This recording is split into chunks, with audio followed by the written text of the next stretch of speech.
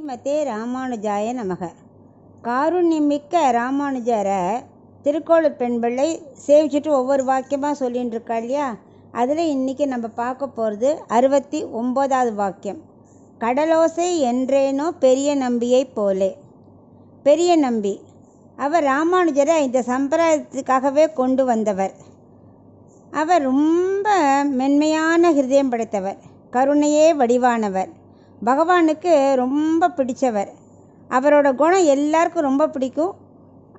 இவருக்கும் மற்ற எல்லாரையும் ரொம்ப பிடிக்கும். யாரையும் துவேஷமே பார்க்க மாட்டார். இவருக்கு மகா பூர்ணர்னு ஒரு பெயர் உண்டு. ஏன்னா அவரோட தனியன்லேயே வருது. விஸ்வத்தை படைத்தவரான மகாவிஷ்ணுவின் மனோரதத்தை பூர்ணமாக்கியவர் அப்படின்னு வருது.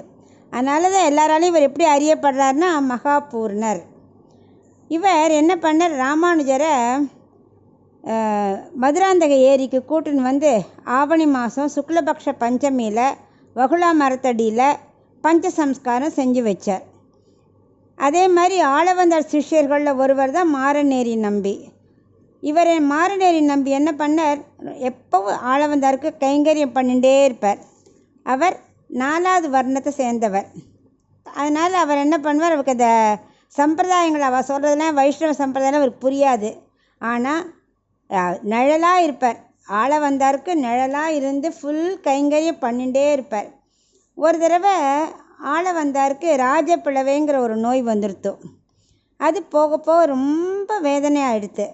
அப்போ ரங்கநாதர்கிட்ட வேண்டிக்கிறார், இது மாதிரி தனக்கு முக்தி கிடைக்கட்டுங்கிறதுக்காக. அப்போ ஸ்ரீ ரங்கராஜன் சொல்கிறார், இல்லை நான் உத்தரவிடுறேன், நீ இன்னும் இந்த உலகத்தில் இன்னும் கொஞ்சம் கைங்கரியம் பண்ண வேண்டியது இருக்குது. அதனால் நீ சிஷ்யர்கள் யாரானு உன்னோட இந்த நோயை வாங்கிக்கிறாளான்னு போய் கேளு அப்படிங்கிறார். உடனே இவர் வந்தார், ஆளவந்தார் வந்து சொல்கிறார். சொன்ன உடனே மாரநேரி நம்பி உடனே ஏற்றுக்கிறேங்கிறார். இதை நம்ம ஆல்ரெடி நாராயணத்தில் கூட பார்த்துருக்கோமே. நாராயண பட்டத்திரி என்ன பண்ணுவார், தன் குருவுக்கு வந்த வாத நோயை தான் வாங்கிட்டார் இல்லையா? அவள் என்ன பண்ணுவார், அப்படி ஏற்றுக்கிறவாலாம் அவள் ஆச்சாரியர் ஒரு ஸ்லோகம் சொல்லுவாள். அப்படி சொன்ன உடனே அப்படியே அந்த வியாதி அப்படியே இவாளுக்கு வந்துடும். அந்த அளவுக்கு ஏன்னா இவாளும் அவ்வளோ ஆச்சாரிய பக்தி உள்ளவா. ஆச்சாரியர் நன்னா இருந்தால் போகிறோம், நம்ம உடம்பு முக்கியம் இல்லை, அவள் தான் நிறைய நான் கைங்கரியம் பண்ண வேண்டியிருக்குங்கிற பக்தி உள்ளவா. அதே மாதிரி மாரநேரி நம்பி வாங்கின்றார் அந்த உடம்ப. அப்படி கொஞ்சம் கொஞ்சமாக என்ன ஆச்சு, அவருக்கு ஜாஸ்தியாக ஆரம்பிச்சிருத்து. அப்போது உறவுக்காரெல்லாம் அவரை கை விட்டுட்டா. இவர் தனியாக ஒரு குடிசையில் வாழ்ந்துட்டுருக்கார் மாரநேரி நம்பி. பெரிய நம்பி என்ன பண்ணார், அவருக்கு எப்போவுமே ரொம்ப இறக்க சுபாவம் இல்லையா? அவர் என்ன பண்ணார், அவரோட குடிசைக்கு டெய்லி போய் ஆகாரம் கொடுத்து பிரபந்தம் வாசித்து நல்ல கைங்கரியம் ஃபுல்லாக பண்ணிவிடுவார். அந்த மாதிரி பண்ணிட்டு வருவார். இப்படி பண்ணிச்சு அப்படியே அவருக்கு அந்திம காலமே வந்துடுத்து மாரநேரிக்கு. அப்போ அவர் சொல்கிற பெரிய நம்பிட்ட பிரார்த்திச்சுக்கிறார், எனக்கு அந்திம காலத்தை தேக பந்துக்கள் பண்ண வேண்டாம், தாங்கள் தான் பண்ணணும் அப்படின்னு வேண்டிக்கிறார். ஏன்னா புரோடா சத்தை நாய்க்கிடலாமா அப்படின்னா என்ன தெரியுமா அர்த்தம்? அவிசை அக்னியில் சேர்ப்பா இல்லையா, அதை போய் நாய்க்கு யாராவது போடுவாளா? அதனால் எனக்கு நீங்கள் தான் பண்ணணும் அப்படின்னு வேண்டிக்கிறார். அந்த மாதிரியே ஒரு நாள் பகவான் திருவடியை அடைஞ்சுடுறார் மாரநேரி. அப்போ பெரிய நம்பி என்ன பண்ணுறார், சொன்னபடி அந்திம சம்ஸ்காரத்தை ஃபுல்லாக அவருக்கு பண்ணி முடித்தார். ஊர் மக்களுக்கெல்லாம் ரொம்ப கோபம். 4வது வர்ணத்தை சேர்ந்தவருக்கு போய் பெரிய நம்பி பண்ணிட்டார் அப்படின்னு அவள் மக்கள்லாம் வைஷ்ணவாலாம் இவரை புறக்கணிக்க ஆரம்பிச்சிட்டார். இது ராமானுஜருக்கு தெரிய வந்தது. அவர் ரொம்ப வருத்தப்பட்டார். உடனே என்ன பண்ணார், சரி பெரிய நம்பியோட மகிமையை வைஷ்ணவாளுக்கு புரிய வைக்கணும் அப்படின்னு சொல்லிவிட்டு அவளை கூட்டுண்டு பெரிய நம்பியோட இல்லத்துக்கே வரார்.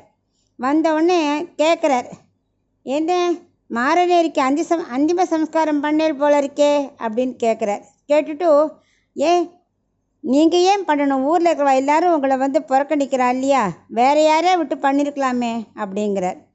அதுக்கு பெரிய நம்பி சிரிக்கிறார், எத்திராஜரே ஆழ்வார் பாசுரங்கள்லாம் என்ன கடலோசையா? கடலோசை என்றேனோ பெரிய நம்பியை போலே சொன்னார் இல்லையா? பெரிய நம்பி சொல்கிறார், பாசுரங்கள்லாம் என்ன கடலோசையா? வெறும் சத்தம் தானே. கடலோசையானா என்ன அர்த்தம்?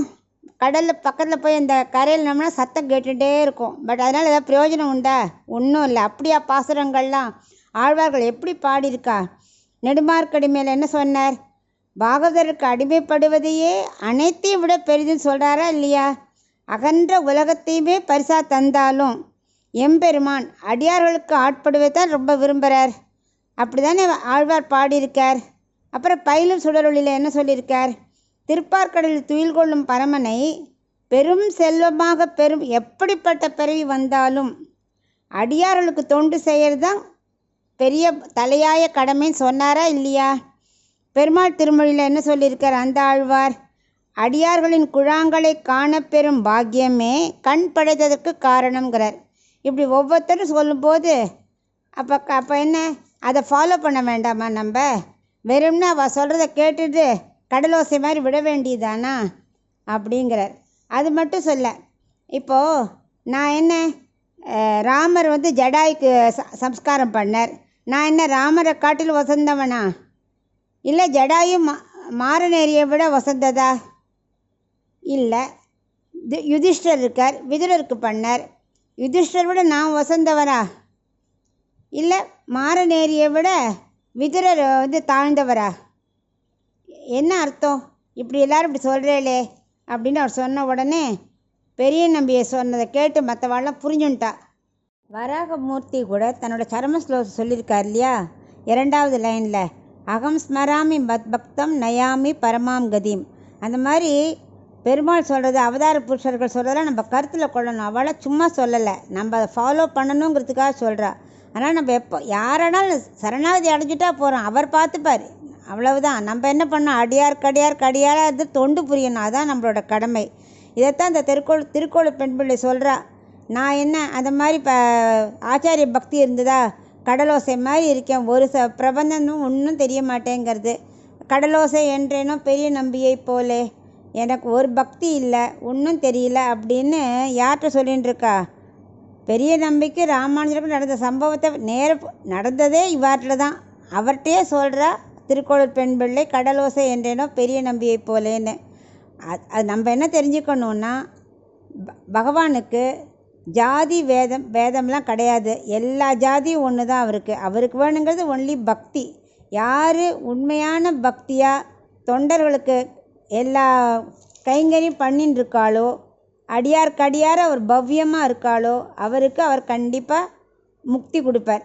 அதுதான் முக்கியங்கிறத இந்த வாக்கியத்தில் நம்ம தெரிஞ்சுக்கிறோம்.